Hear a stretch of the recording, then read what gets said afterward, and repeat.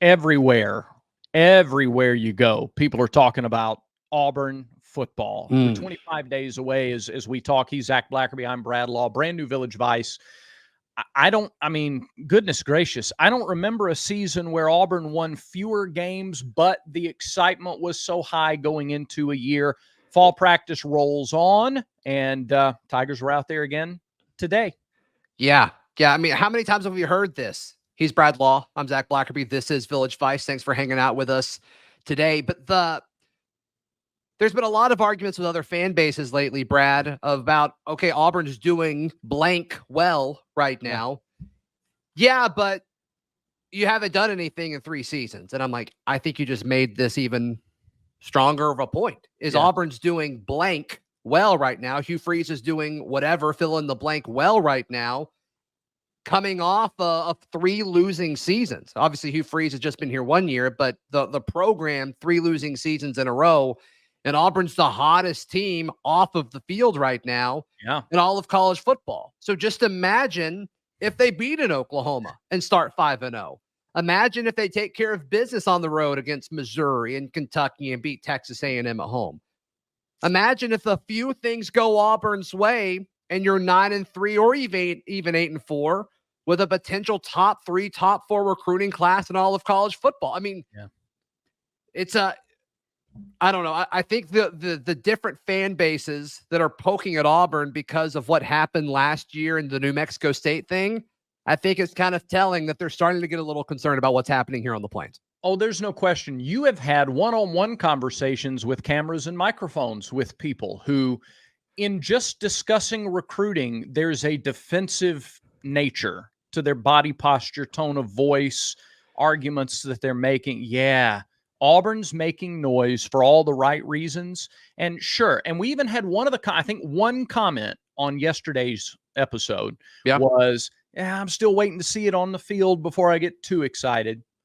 I get it. Yeah, clearly they still have to do it on the field, but it's August, and they only play 1 game in August, and it ain't here yet. So I think it's okay to be excited. There are objective. You don't have to twist arms to see or jump through too many. You don't have to be like that guy in Ocean's 12 that goes through the laser fields and bends and contorts and all this to find an objective reason to be excited about Auburn football. And also, it's okay to be excited about things that you care about. If you're an Auburn fan, it's okay to be excited. And if you're let down again, like, okay, whatever, just have reasonable, proper expectations. Just don't think Auburn's going to go 12-0.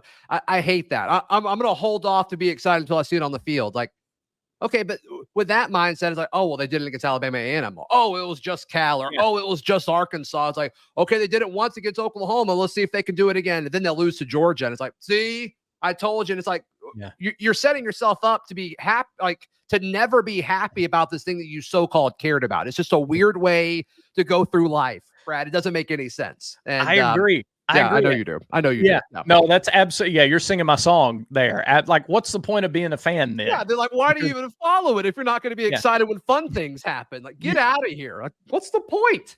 Don't reduce it. Then? And that's a little bit of a caution, like for this season, is you see the recruiting in 25, you see the recruiting early for 26. Now, I don't know how many 12-year-olds are committed yet, but certainly 25 and 20. That's a nod to your Locked On Auburn show. Anyway, Alabama's 2027 class, Brad. Oh, it's massive. Have you seen it? Oh, it's a very impressive class in state. Yeah. Those guys will be driving soon, and then they can, go places themselves. It's weird. In-state matters in 2027. Yep. But not this season. Not the absolutely loaded defensive. By the way, and we're just going to go off the rails today, which is fine. But if you're Turbo Jones, which is Alabama's top in-state recruit now because Auburn flipped Derek Smith and Antonio Coleman. But if you're Turbo Jones, who's like 11th, I think he's 10th on 3. He's a good running back. Committed to Alabama. But if you're him and you're just hearing the fan base that you're committed to just poop all over the importance of in-state talent, like, how does he feel about this? That's a wild, wild thing that we're dealing with. It is. And also, if you are a recruit in the state of Alabama in the 25 and 26 classes, aren't you feeling like a little, like, don't you kind of want in at this point? Don't you want an invite to the part? Don't you want to be at the party? I think the cool party is happening in Auburn over the next few years. Yeah, and there's so much smoke that Auburn's going to flip Naeem Offord, which I'm still a little on the fence on, but there's a lot of people whose opinion I trust, and I trust their gut intuition, that Auburn's in a good spot to flip Naeem Offord. It'd be insane. He's the top player in the state. He's a corner committed to Ohio State currently. But it's like, if he does flip and Auburn has 9 of the top 10, you're Zion Grady, who's an edge defender who's committed to Ohio State. If you're Zion, you're like, I almost feel weird now. Like, I almost feel like I didn't get the invite, or like I showed up at the wrong address, you know? It's and I think the staff's petty enough. I think they'll like do whatever it takes to get them. I just think they'll do it. You know what I mean? I mean, imagine the perception if you're able to get not 8, not 9, but 10. All 10 of the top 10. You got the full list. The FBI's never gotten all 10 on their most wanted list. Like, nobody ever gets all 10. So, yeah, I agree. All right, we're going to talk about practice here eventually. We can do that. We are. We're going to go with Allen Iverson and talk about practice. But first, the hat. You like the hat? Your hat, not my hat. Let's just be very clear here. Well, I don't know what your hat says because it's turned around backwards, but that's okay. We see more of your handsome face. Mine are on the way, though. They also have stickers. Ooh. And different logos, different apparel, all from Barner Supply Company. They're our new friends, our new partners. The mission behind Barner Supply Company, we're going to have a little more time to expound on that in the future, but these are blue-collar, hard-working people. They believe in the Auburn creed. We're talking about 3 Auburn grads and another person who's, basically an Auburn man, even though he didn't go to Auburn. Lifer. Yeah, is a lifer. And quality apparel. And I love that they embrace the term Barner. I love it too. They embrace it. They go, why in the world would you use it as a negative? What's wrong with being a Barner? So wear it proudly, buy it proudly. If you go to Barner Supply Company, there's going to be a link in the description, right under there, right down there in the description. Use promo code Village Vice, all together, Village Vice at checkout. And you'll support a tremendous organization. You get some outstanding gear. You'll support our show. You go 3-0 anytime you shop with Barner Supply Company. I love that. I love that. Well said, Brad Law. Well said. Practice continues to go on, and outside of the first 45-minute window, Auburn's been gracious to give us 15 to 20 minutes or so every other time, and it's great that they give us that time, and it's awesome. But they know what they're doing. Like, we get to see individual drills and stretching, and that it's just kind of the early part of practice. You don't get to see a whole lot of it, but it does seem like they are better than a year ago. Like, everything just seems cleaner and sharper. In fact, one of the things Hugh Freeze said at his, I guess, fall opening presser, for lack of a better term, is somebody asked him, I think the question was something along the lines of like, what do you expect to see out there? How do you expect practice to go? I forgot exactly how it was worded, but his response was, I expect us to be sharp. Yeah. And it's like, every coach says that. It's like, you kind of roll your eyes a little bit like, okay, yeah, but it's the first practice of fall camp. You got a lot of new guys, and like Keandre Lambert-Smith didn't go through spring. Perry Thompson didn't go through spring. Both of those guys are going to be a big part of what they want to do on offense. But like, it has been pretty sharp compared to what we've seen in previous years. And so hats off to this staff and this team for getting themselves right. From everybody that I've talked to, even folks that are, able to go for the entire practice, it does seem more crisp than it has in the last several years at Auburn, which, isn't everything, but take it for what it's worth. Yeah. I think there are a couple things go into that too, Zach. One is the amount of install time that they have had. And, they did that in the spring. They did a lot. And we talked about it in the spring. Hugh Freeze talked about it in the spring. They did a lot more teaching in the spring for this exact reason. Yeah. The staff does a lot. We talk a lot about this throughout the year. Set a vision, cast a vision, set up your plan, and then go execute it. And that's why the hope was that all the install of the spring pays off with more sharp early practices in the fall. And I think another big part of it, though, is you have better athletes. the roster has more talent. Sure. Top to bottom. And that makes a difference. Guys with more talent are able to grasp things a little more quickly, go execute it, maybe at a little faster pace than otherwise. And it's not to knock previous guys, but this roster just has more talent. Yeah, I mean, and some of it has to do with guys who are currently on the roster that were the second or third option a year ago. Now they're the fifth or sixth. I mean, it's just, and it's like that at a few positions. Yeah. It's not just receiver. Yeah. So let me ask you a question. We've talked about potential battles or like battle for market share targets or total snaps throughout the season. A wide receiver has been one that's been intriguing just because there's so much unknown with so many freshmen and then transfer guys coming in. We've seen like the same three guys that are the starting receivers pretty much every day that we've been out there. And every drill that they go to, your outside guys are Keandre Lambert-Smith, the new transfer from Penn State. And then, of course, the freshman phenom, Cam Coleman on the outside, and then Robert Lewis starting at the slot pretty consistently. I think one time we saw Sam Jackson start there. But it seems like more times than not, those are the three guys that are going to be your quote-unquote starters at wide receiver. Does that surprise you, or did you think we potentially see more mixing and matching? I guess not early. Sam Jackson talked to media today. And if you haven't watched it yet, after this video, if you're still on YouTube, then just find the Sam Jackson video from today. He talked about how critical relearning the wide receiver position is and some of the facets to help him do that. And he said, when I look on one side and I got Robert Lewis, and I got Dre and Keandre Lambert-Smith, I've got these guys along with Peyton, by the way. He said those three in particular, their experience, their knowledge of what the position should be has helped him tremendously. So I think it's just a confirmation that particularly Lewis and Lambert-Smith have the kind of experience and know-how to jump right in, take on the roles, take on whatever they're supposed to do in the offense. And the receivers are asked to do more in this offense than some simpler offenses, not simple route trees. So no, I think we're still pretty early. We're still less than a week into camp. And so you take the guys with the most five, I think. Yeah. So take the guys with the most experience. You have them out there. And then maybe after a week and a half, you feel good about some experimental moves and see how much stickiness there is to those experimental moves. But I think it says a lot about the ability of those guys that they're the ones who start. Yeah.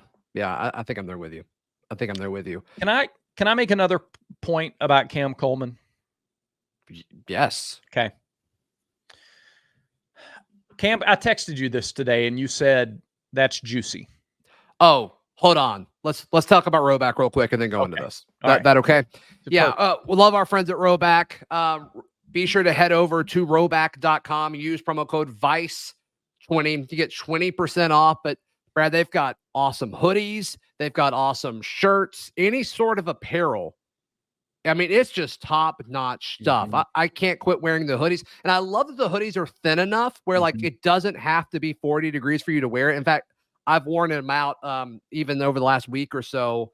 And like, I'm a little warm. Got to roll the sleeves up some, but like they're pretty thin. Like you can wear them. They're very versatile. So highly recommend those. And of course, their collar shirts are awesome too. So head over to roback.com. Use promo code VICE20 for $20 off your order. Brad, I think this take that you said earlier was very interesting. Yeah. Cam reminds me of another Auburn athlete from the not too distant past. Cam Coleman is Jabari Smith. There it is. I said it. Okay. Here's why I say that. He's still so young. He is polished to be so young.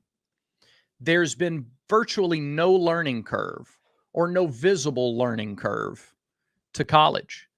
When you hear him talk, he doesn't talk like a freshman in college. He doesn't talk like a guy who's getting acclimated. There doesn't seem to be a lot of need to get acclimated to the college game. He's gone from high school to the SEC and seems walking around. I'm not talking about 20 minutes at practice. I'm talking about interviews. He's got his own YouTube channel, little pop-ins when he's dealing with teammates. Everything about the way he carries himself, right down to embracing the work that you have to do to succeed at a very high level, college or professionally. Jabari came in and it was like he'd been doing this his whole life. Yeah. Cam is here and it looks like he's been doing this his whole life. So basketball and football are not apples to apples. But the more I see of Cam Coleman, the more he reminds me personality-wise and work ethic-wise and ability of Jabari Smith. Yeah, I mean, when Jabari stepped foot on campus, it would almost have been a major disappointment if he would have gone 5th overall in the NBA draft. Like if he had fallen that far. I mean, just the expectations were so high. I mean, it was almost seemed criminal that he fell to 3rd. He went 3rd overall to Houston, right? Yeah. It's the same with Cam Coleman. Receiver position's a little bit different, but it would almost be a disappointment if he wasn't a 1st-round pick. And like Auburn's never had that before. Like as far as just that level of expectation or anticipation or whatever you want to label it, it's there. And so what did Jabari do? Well, Jabari won an SEC championship and had one of the best Auburn teams of all time. I don't think that's a crazy thing to say. They were bounced from the tournament in the 2nd round. It stinks, but reached number 1. Yeah, they reached number 1 in the country. Yeah, I mean, they did a lot of things that were historic, which is very, very cool. And so Cam Coleman, can he do that over the course of his time at Auburn? I think so. Now, you have more impact on the game as a freshman or as a player, as an individual in basketball. And so, Cam Coleman, he needs the scheme to work. He needs the quarterback to get him the ball. He needs blocking. I mean, it's much more of a team sport, football is, because there's more guys on the field. But can he have that level of impact paired with that level of expectation? I don't hate the comparison. Yeah. Yeah. And again, the stats they're so different. There's such different roles, different sports. It's not apples to apples.